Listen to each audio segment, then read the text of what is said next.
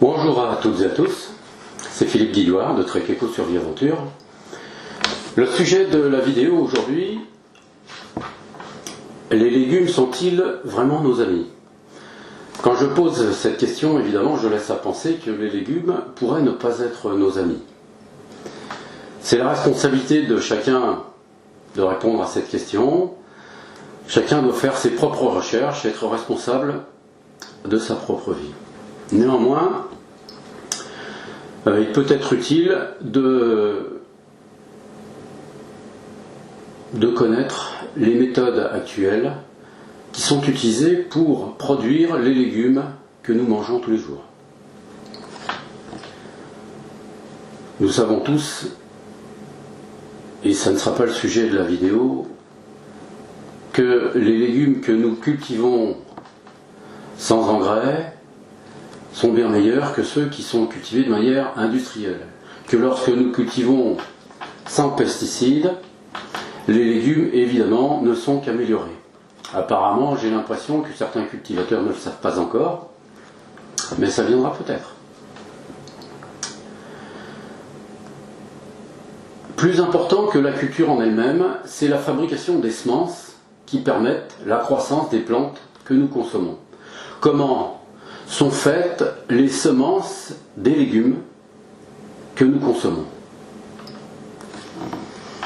Nous avons tous l'impression que les légumes sont des produits directs de la nature. Dans la réalité, il y a longtemps que ce n'est plus le cas. Si avant, les graines qui étaient jetées en terre donnaient des légumes qui produisaient eux aussi des graines qu'on récupérait pour semer les années qui suivaient, cette façon de faire n'existe pratiquement plus. Il existe encore des personnes, heureusement, qui pratiquent cette méthode de culture. La plupart des semences que nous utilisons pour le jardin, la plupart des semences que nous utilisons pour les cultures industrielles, en fait, la plupart des légumes que nous consommons proviennent de semences qui ont été fabriquées en laboratoire. Ce ne sont plus des semences qui viennent directement de la plante par des procédés naturels. Je vais essayer de vous décrire quels sont ces procédés. Pourquoi c'est important? Eh bien parce que ces procédés sont des procédés qui dépassent les limites que la nature a installées. Auparavant, les cultures étaient faites en fonction de ces limites. C'est-à-dire que les hommes récupéraient par exemple des plantes qui les intéressaient, les sélectionnaient, et ensuite, régulièrement, ressemaient à nouveau ces plantes, sélectionnaient les meilleures, et faisaient ainsi de suite. Ils se servaient même des semences comme de monnaie d'échange. À l'heure actuelle, on ne fait pratiquement plus cela. On dépasse des limites que la nature a fixées. La question se pose donc, est-ce que le fait de dépasser les limites que fixe la nature dans la croissance des plantes, est-ce en conséquence? Est-ce que, parce qu'on ne voit pas les conséquences à l'heure actuelle, est-ce que ça veut dire qu'il n'y a pas de conséquences? Est-ce que l'esprit de l'homme voit plus loin que, on va dire, l'intelligence de la nature? Pour ma part, lorsque je vois les conséquences de l'intelligence de la nature, je vois harmonie, ordre, beauté, continuité. Et lorsque je vois l'exercice de l'intelligence de l'être humain, je vois pollution des terres, pollution de l'eau, pollution de l'air, pollution de l'espace autour de la Terre, et maintenant pollution du génome de la vie. Les méthodes que je vais vous décrire sont des méthodes qui sont utilisées couramment pour fabriquer les semences que nous utilisons. Alors, certains pourraient dire, oui mais moi j'utilise des semences bio.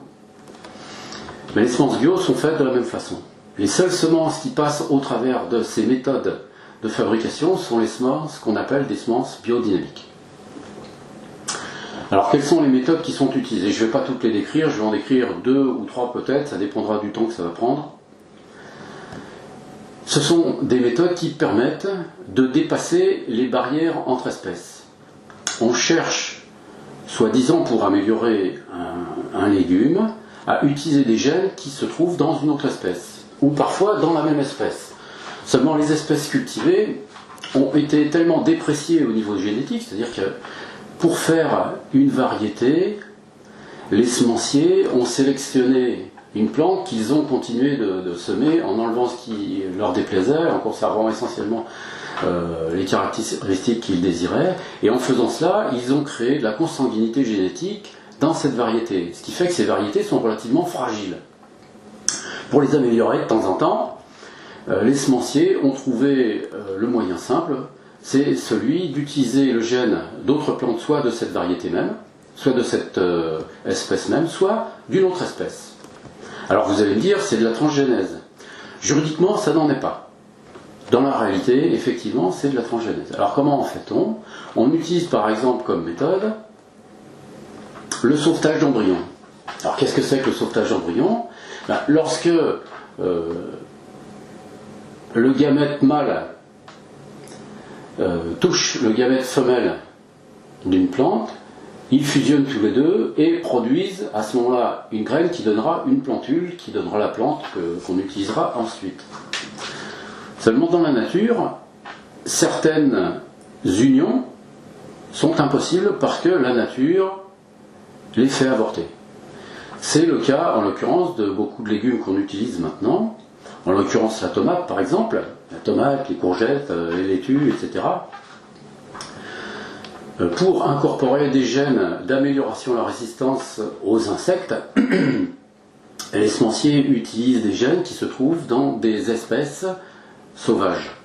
Or, ces espèces sauvages, naturellement, ne peuvent pas s'hybrider avec les espèces cultivées pour la raison qui est très simple, c'est que, comme je vous l'ai dit tout à l'heure, en sélectionnant à outrance certaines variétés, ces variétés sont devenues tellement faibles que les variétés sauvages n'acceptent pas de se mélanger avec le génome de ces variétés cultivées. Donc, que font les scientifiques en laboratoire? Lorsque la germination a démarré, au bout de quelques jours, ils extraient l'embryon de germe de la plante, ils le mettent dans un milieu de croissance préparé, dans lequel il y a des substances de nature sucrée plutôt. Cet embryon étant coupé de la plante dans laquelle il était raccordé, il continue de croître et donne à ce moment-là une plantule qui sera utilisée en tant qu'hybride. Cette plantule pourra donner par la suite un nombre de plantes considérable, puisque ensuite il suffira d'utiliser de la culture in vitro pour pouvoir la reproduire autant de fois qu'on veut. En tout cas, par cette méthode, les scientifiques arrivent à prendre donc les gènes d'une plante, d'une espèce, et arrivent à la transférer dans une autre plante, qui soit fait partie de l'espèce, donc on appelle intraspécifique, soit qui fait partie d'une autre espèce, et à ce moment-là on appelle ça interspécifique. Il n'en reste pas moins que c'est une transgénèse. Officiellement sur le plan juridique, non. Beaucoup de légumes sont produits de cette manière. Une autre méthode qui est utilisée, et celle-ci elle est utilisée de manière très très courante, c'est la fusion de protoplastes, ou l'hybridation somatique. Lorsqu'on veut faire fusionner des caractères intéressants de deux plantes qui ne peuvent pas s'hybrider naturellement, les scientifiques ont trouvé le moyen d'utiliser des cellules de chacune de ces deux plantes, d'enlever la structure externe de la cellule, et en mettant ces deux cellules dans une solution qui favorise en tout cas le rassemblement de ces deux cellules se mettent à fusionner. Mais en fusionnant, elles fusionnent aussi leur génome. C'est-à-dire que les gènes d'une plante se retrouvent à être mélangés avec les gènes de l'autre plante. Alors, ces fusions, ces transferts de gènes se font de manière pas forcément toujours contrôlée. Donc ça donne lieu à des à des plantes qui ne donneront rien du tout, mais par contre dans l'ensemble il en ressort des plantes qui seront intéressantes à utiliser. Ces moyens sont utilisés pourquoi? Surtout pour gagner du temps. Pourquoi? Parce que auparavant, les semenciers mettaient de nombreuses années pour produire des variétés. C'était très courant de mettre 10 ans, c'est toujours le cas encore, hein, de mettre 10 ans pour produire une variété nouvelle. Avec ces méthodes qui permettent de transférer un gène d'une variété à une autre, d'une espèce à une autre, les semenciers gagnent énormément de temps et en plus ils peuvent ensuite par rétrocroisement, en tout cas c'est le mot qui est utilisé, comment dirais-je, purifier les caractères de la plante qu'ils souhaitent conserver. Donc par rétrocroisement, sont des hybridations à nouveau, hein, dans lesquelles on arrive à extraire les caractères qui sont indésirables de ceux qu'on souhaite conserver.